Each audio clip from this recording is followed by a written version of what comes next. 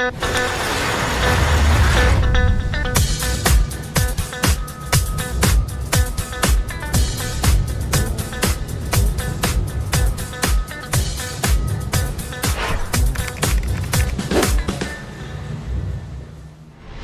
hello, listeners. Here we are again at another podcast episode of Compliance in Motion. As you know, we're the podcast where we take a deep dive into the stories, strategies, and systems that power real workplace safety and compliance. And today, we are definitely delivering with an individual who's got some depth and breadth of serious experience here. My name is Tony DeSantis. I'm your podcast host, and our guest today is Russell Benjamin. Welcome, Russell. Glad to have you on the podcast. Thank you very much. Yeah, you're welcome. Russell is basically an expert in the safety world. He specializes as a food safety manager. He's got excellent experience across seafood, soups, bakery, and produce, and I'm sure a lot more. Certifications from Primus, BRC, SQF, plus he's got OSHA 30 under his belt as well. So Russell just brings a depth of expertise in the food safety, compliance, and training space. So we're really lucky to have him and pick his brain for the next half hour or so. Russell, welcome to the podcast. So let's get started today with just some insights as to, your journey. How did you wake up one day and say, you know what, I like this stuff. I like being in safety and operations, quality assurance. I'm going to make a career out of it. What was that moment? Can you remember it where you decided this was the direction for you? That moment started 15 years ago. I was working on a facility and I was in production and getting to know the flow of production, manufacturing, very new, coming out of the restaurant industry. So I have a food background. I'm a chef by trade. Went to school, cooked for about almost 20 years. And at the time, I needed a change. Got into production and just started following quality and how easy it came to me, how simple it was, how I understood it. So That's awesome. The following season, I applied for a position on second shift, knowing that I'm starting over again. And within 9 months, I elevated and moved up to running the shift. So very quickly, 9 months, put the hard work in and start to understand the process flow, the understanding of safety on the food side.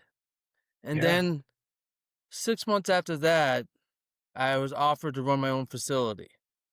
Wow. And I'm the type of person that thank you. Type of person that wants to, I wish I did, or don't say I wish I did and did it.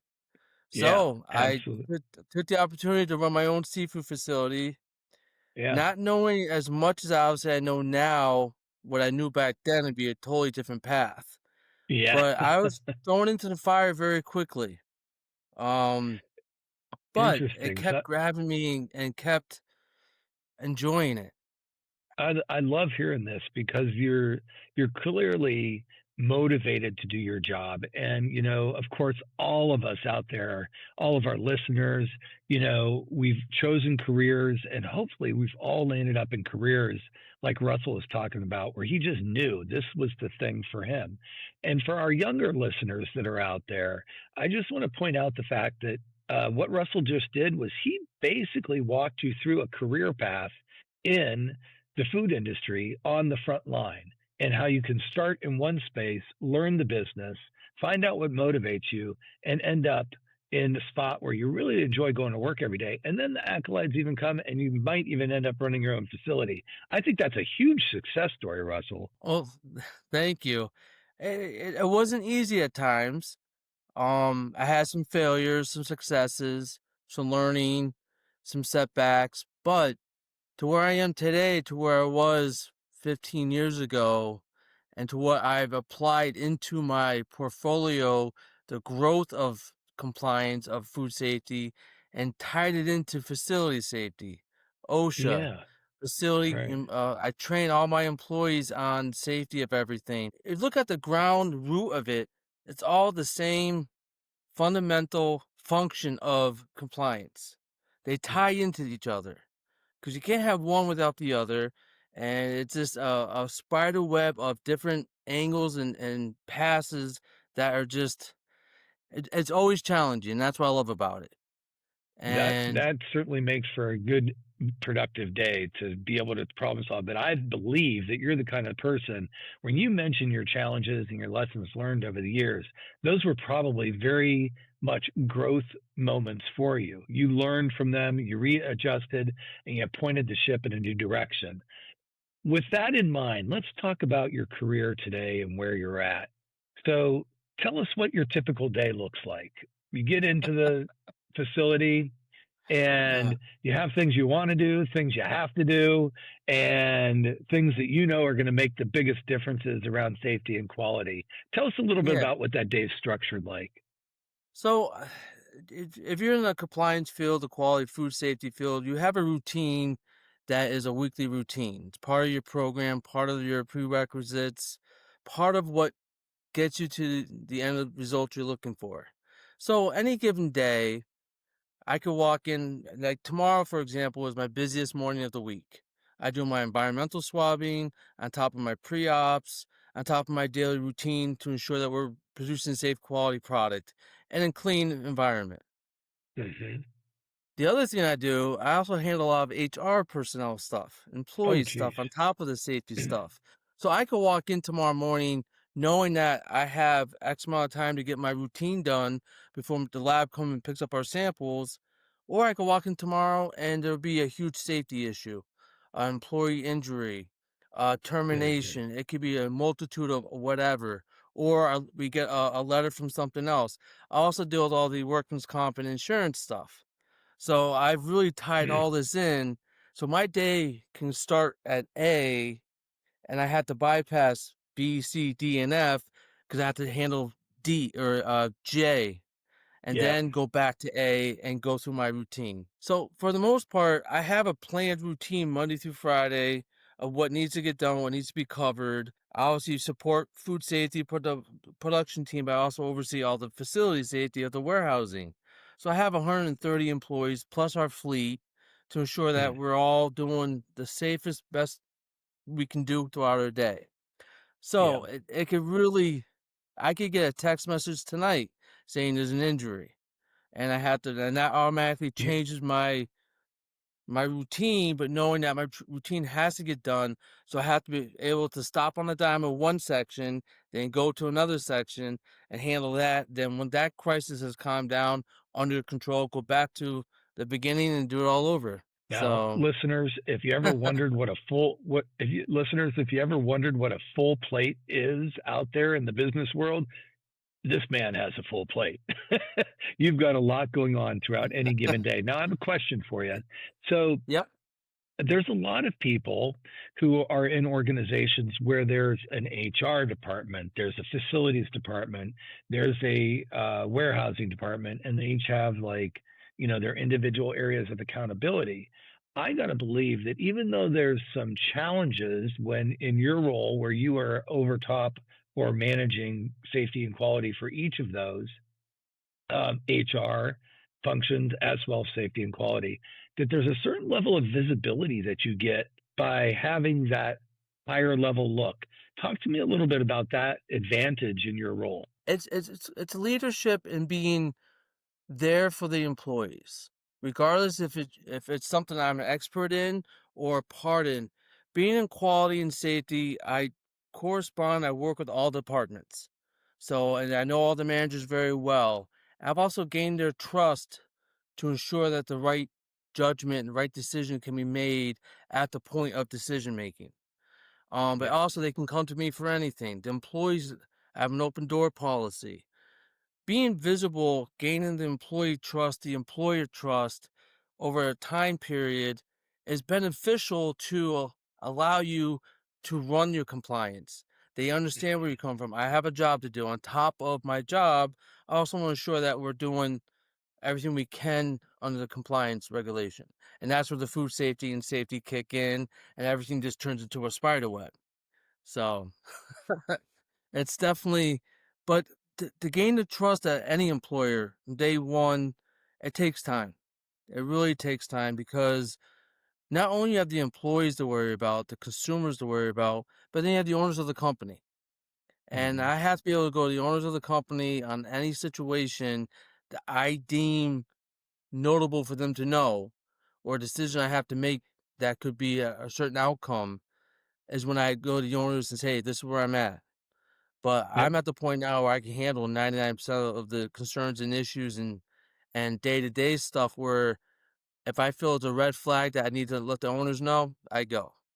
But if Yep. not, I just make my decisions. But again, that comes with experience, knowledge, education, Right. real life, real time exposure.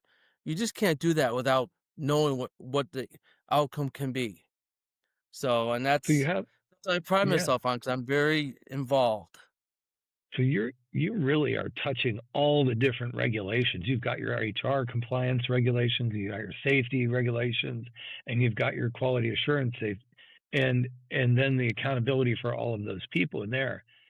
So I'm not that familiar with working with perishable products like Hmm. food and that, but help us understand for somebody who's looking from the outside in, is it harder to maintain the regulations?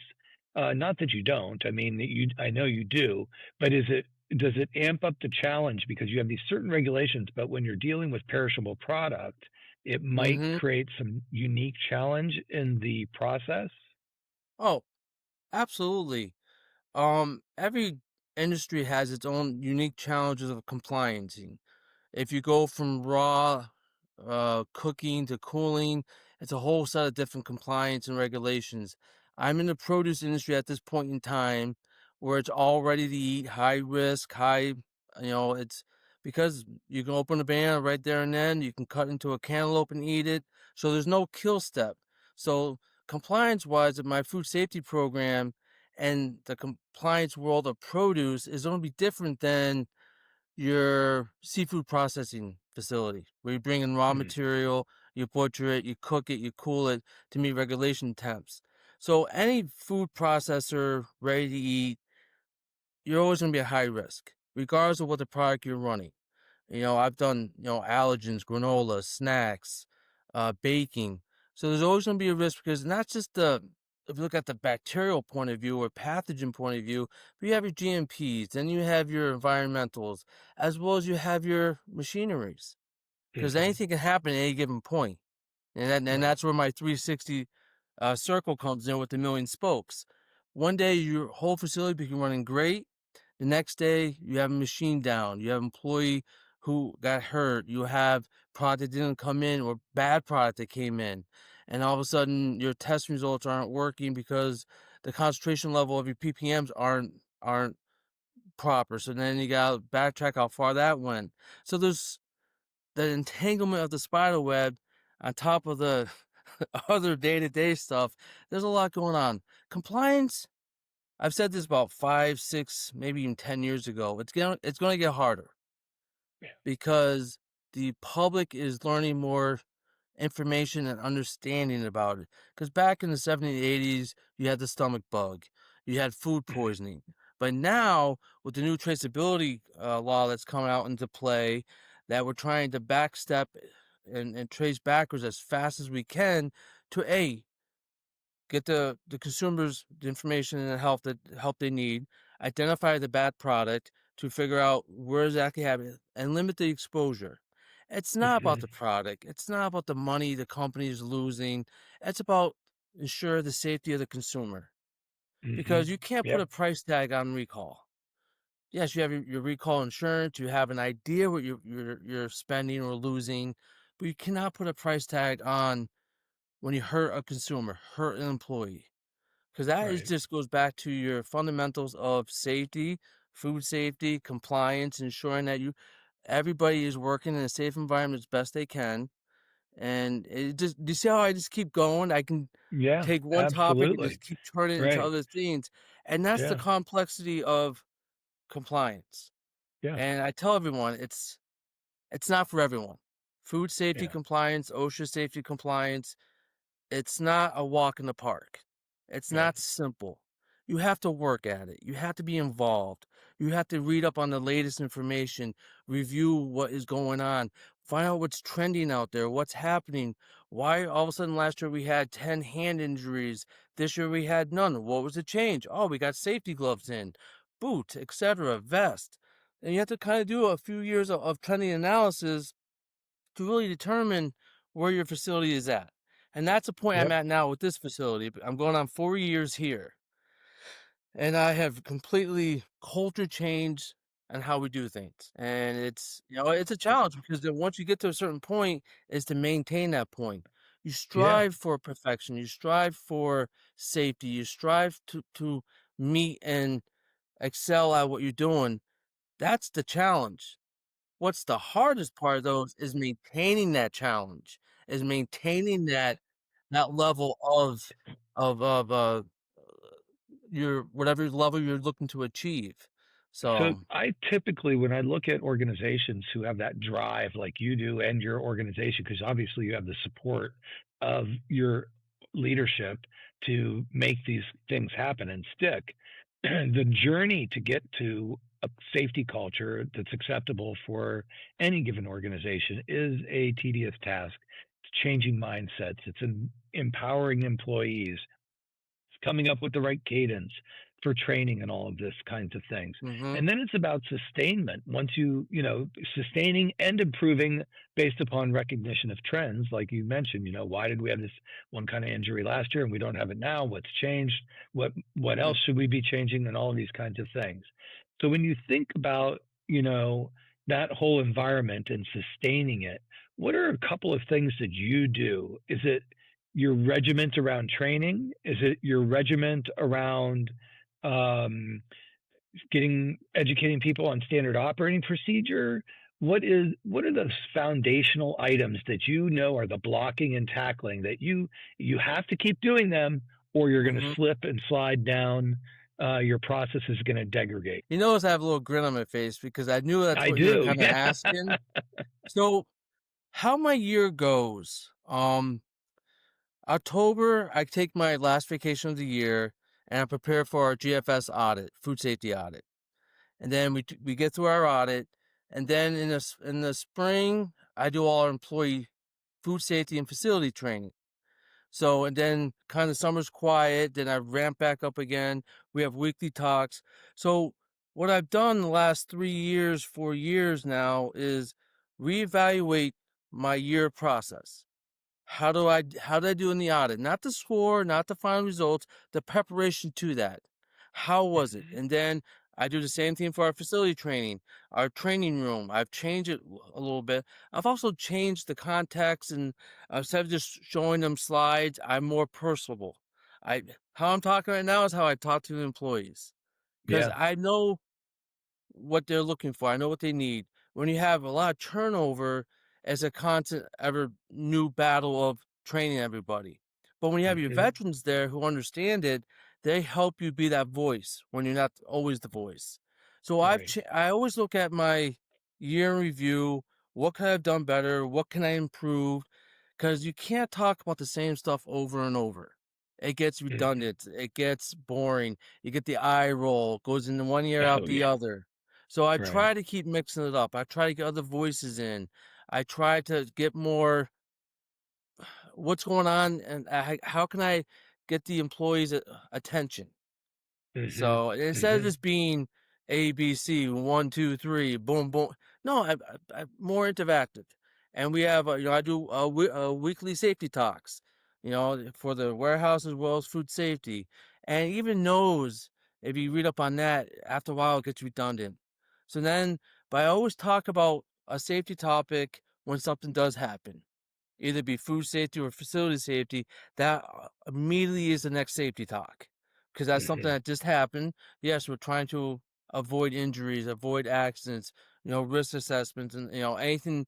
But when something does happen, it has to be brought to the attention and go through that. So it kind of resets it.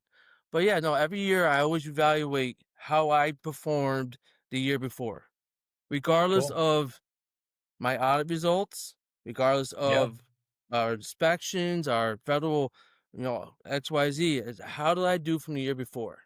And Yeah. now I've had 3, 4 years of data building and analyzing and going through stuff.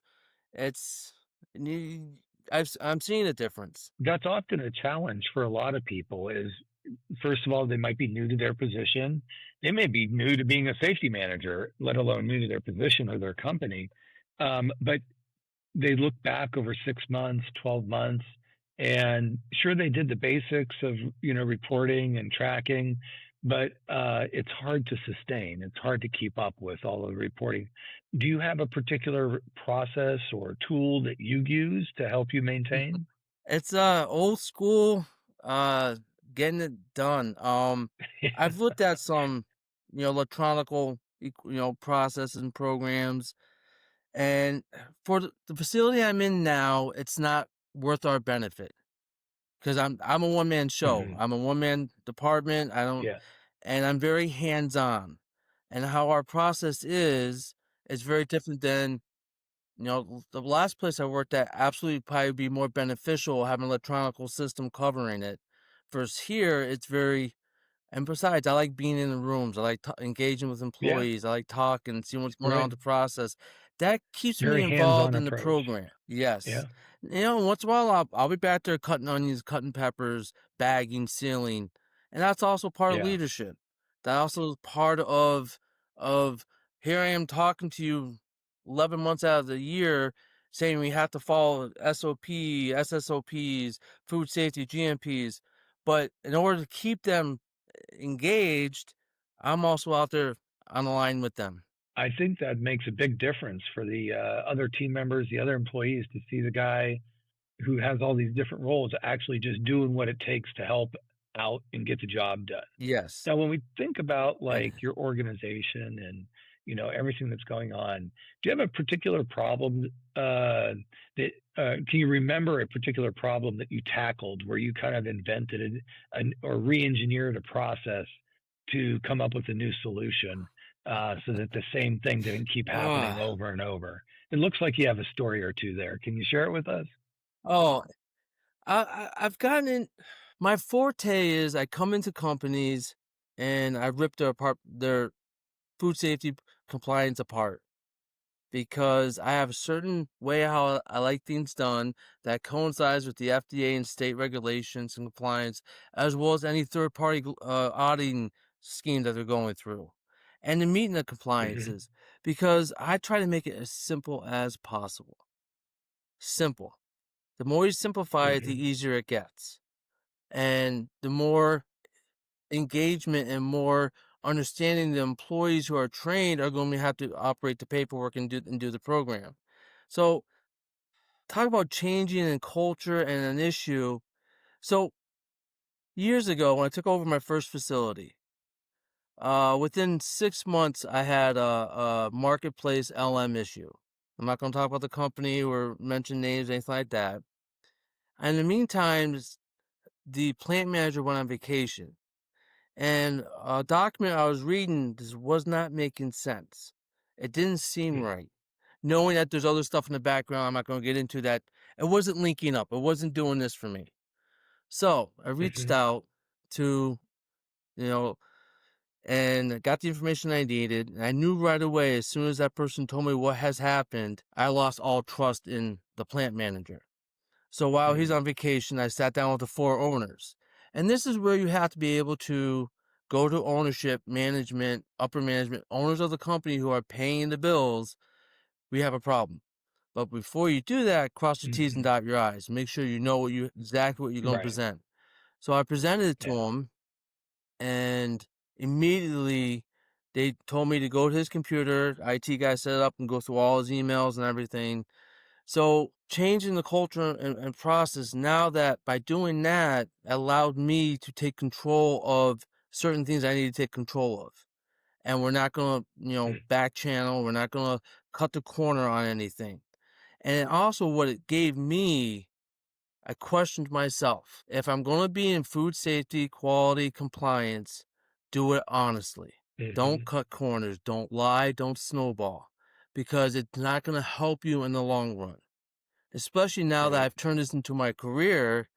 And by doing that, this has allowed me to handle many situations, go to ownership. Hey, we have a environmental issue. I'm at a chemical where we label something wrong that doesn't identify an allergen, or be a multitude of stuff of different things that could come up. But challenges on certain levels now, it's almost like second nature to me. Hmm. And Hmm. it's like, but in order to be there, you have to go through it and understand it. So Right. Yeah. And it sounds to me like you clearly don't see a challenge as a wall. You see it as what it is, and you're already looking, how do I get through to the other side? And what kind of solution do we need to have there?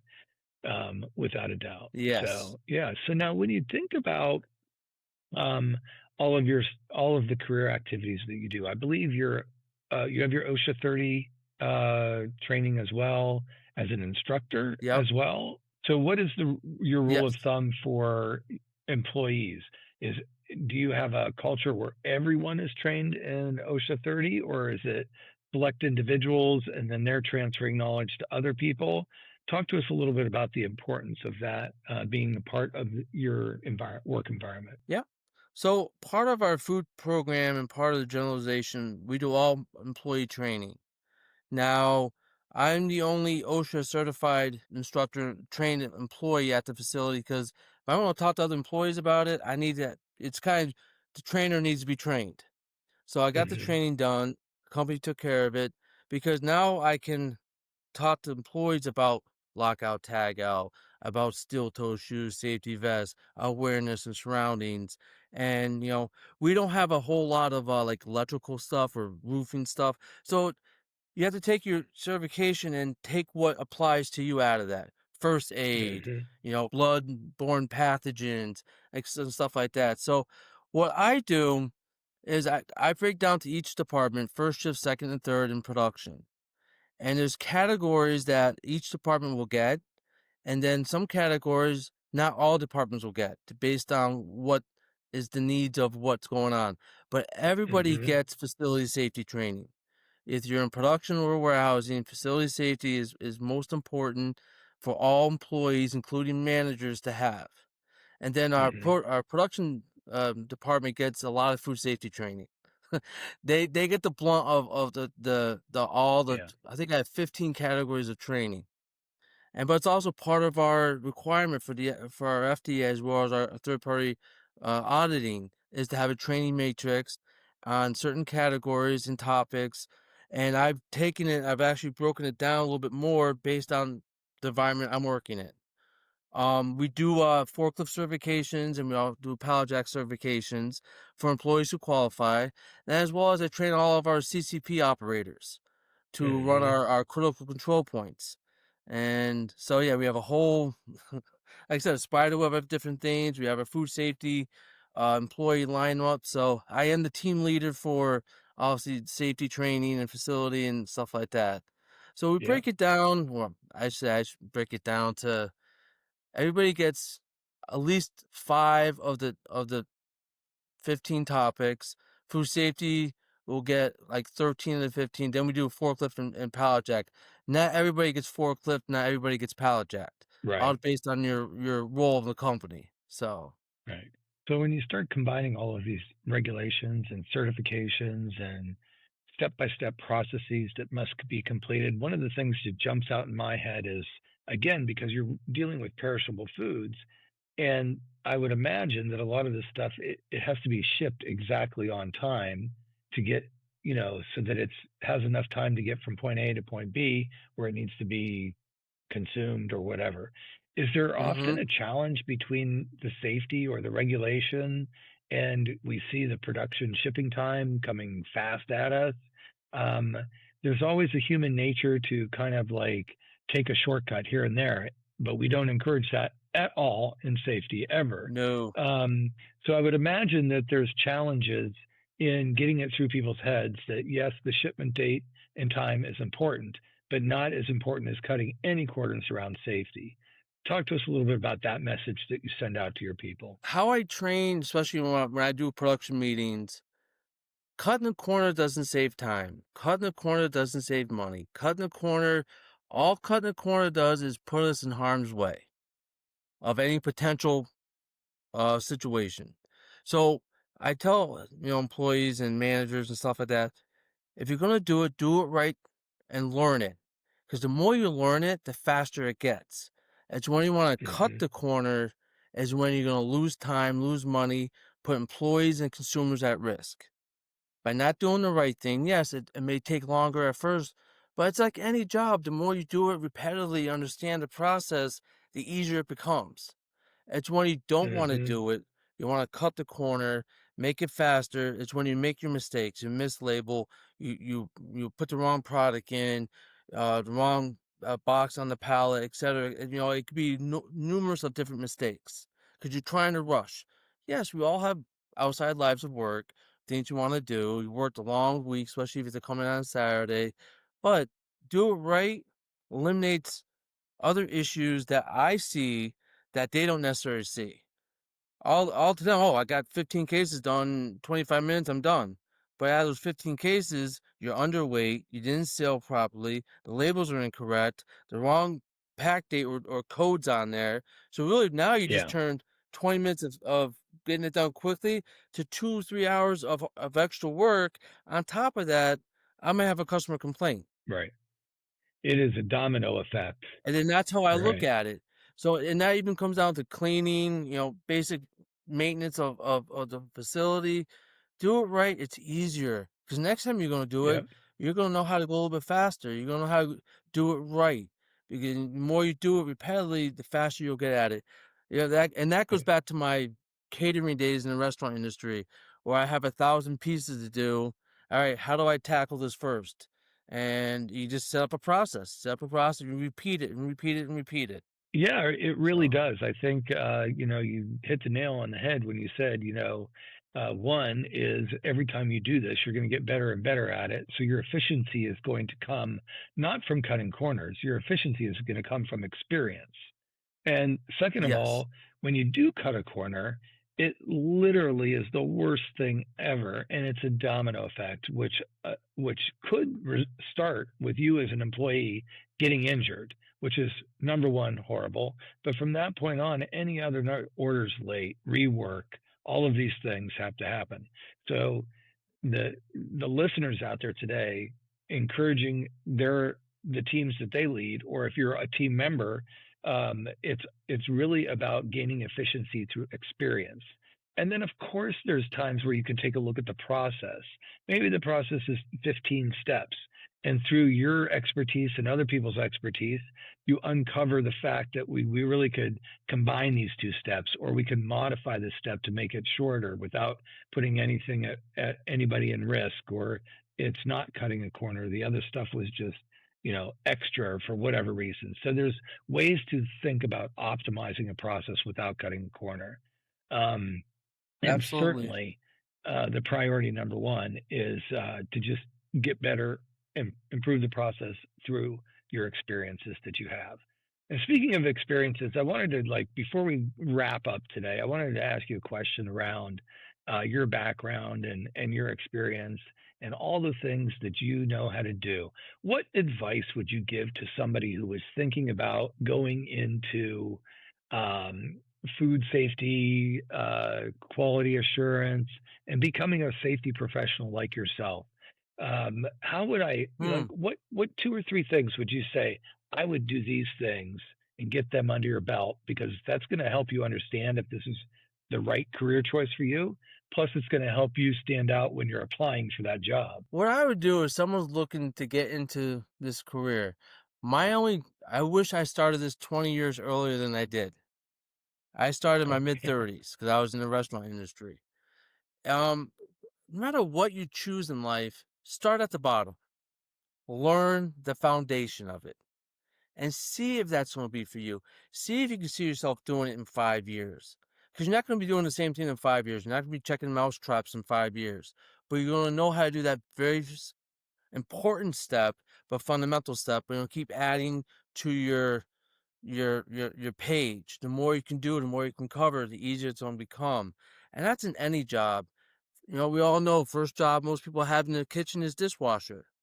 And how many Mm. dishwashers have become world famous chefs owning restaurants Yeah. because they learn from the Right. ground, from the bottom. You know what? any career. Like I left a restaurant going into food manufacturing, and I loved it because I was able to be more of a family man and have weekends off. But it was also a challenge. You have to, you know, a challenge of it and learn as much as you can. You don't Hmm. need to be educated in college. Not saying it's a bad or good thing. Learn who's with you in the facility, any facility, the veterans, the guys who've been there for 30, 40, 50 years, the people who are, and say hi to everyone because you never know. Hmm. I have a tendency to gravitate to a certain type of individual. You know, I'm like I worked with this sanitation manager at one facility. He was probably in his 60s. Older gentlemen, older ladies. I have a tendency to gravitate to them, but that's also how I learn. That's how you learn Hmm. the inside stuff. They don't teach you that, nowadays, because the older school of employees worked and understood it. The newer schools are getting it from the textbooks, getting pieces of it, Yes. but they're not getting into the in between everything. They're not getting into the Yeah. dirt of it.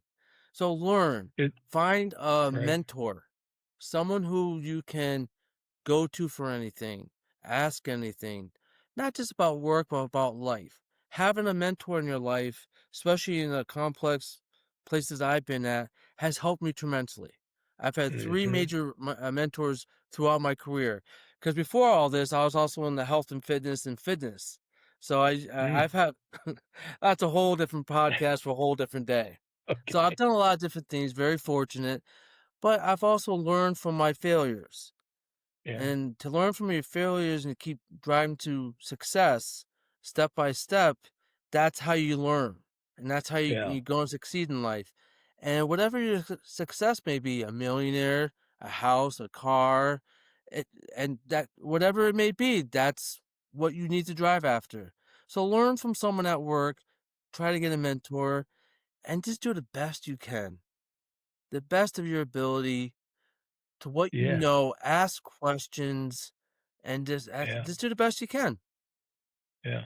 So, folks listening to Russell talk, this is just so perfect because an individual who has started at very early part of his career in a different field, but found that he could stay in a career in his area of expertise, which was working with food, but on a different angle and a different perspective.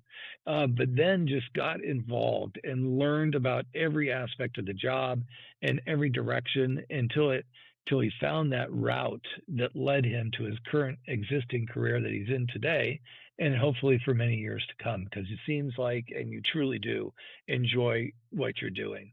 But that's really good advice for people out there, because so many times people want to graduate with a degree and enter into construction safety or enter into food safety or whatever it is at without having performed all of the functions that led up to that.